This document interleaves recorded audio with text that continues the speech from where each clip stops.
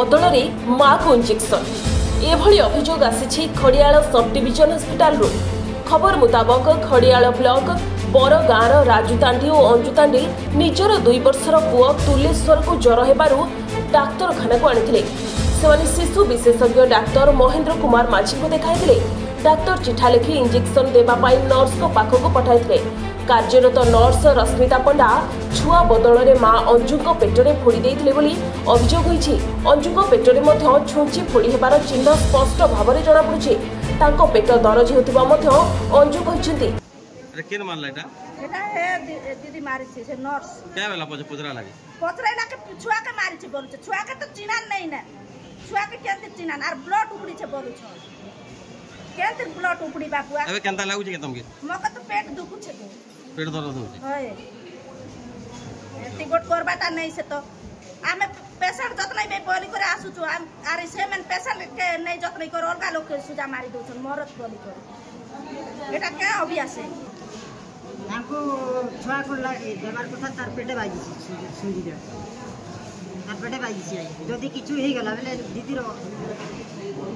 असुविधा हेरे ताको एखा हम जा भी करमा तमर क्या लागिटा तमर होइबे हां तोर छुआ केन थिलो तोर छुआ केडा होतिला जे बेले जे हितिला आज गाड़ी बंद हमारी गवर्नमेंट हॉस्पिटल धरि आनवा तुम्हार छुआ के मारने तो इंजेक्शन नहीं ताको तो थिले यार ओइटा लागी छै तार पेटे एबे काना चाहू छो अब कहना चाहूँ यहाँ तो गरीब लोग